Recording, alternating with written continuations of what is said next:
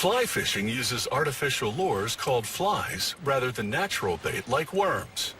A fly is a hook that has materials like feathers tied to it with thread to trick the fish into thinking there's an insect floating on the water. To make your own flies, you use a fly tying vise. This fly tying vise has pockets in its base to hold your materials and sturdy steel jaws to grip the fish hook while you tie those materials onto it. This machine makes the sand molds for casting the metal pocket bases. It deposits moist sand into a flask to form one half of a mold, then rolls over the flask to a pattern on the other side. After spraying the pattern with a non-stick coating, a worker sifts sand onto it. Then the machine deposits sand on top to form the other half of the mold.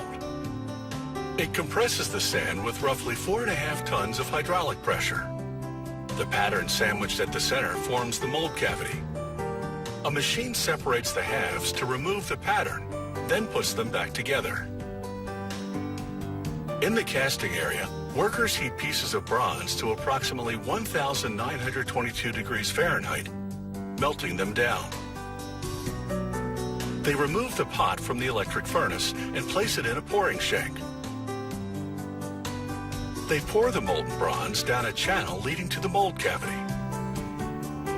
After about a half hour, once the bronze has cooled and solidified, they flip the mold onto a vibrating grate. First, the impact and then the shaking break the mold. The sand falls through the grate, while 4 connected bronze pocket bases remain on top.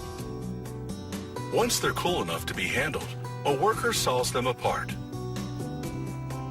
The bases go into a rotating drum filled with tiny steel beads. As the drum spins, the centrifugal force throws the beads against the bases. This removes all remnants of sand and polishes the surface smooth.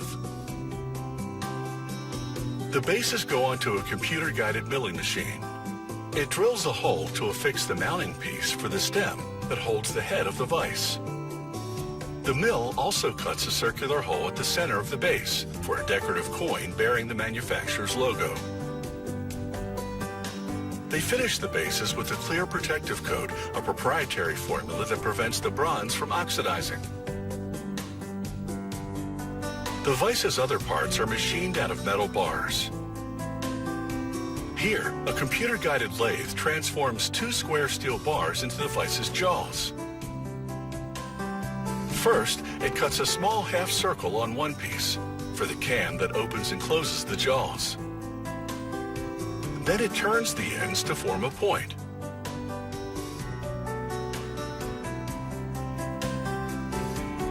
The entire transformation from bars to jaws takes about 90 seconds.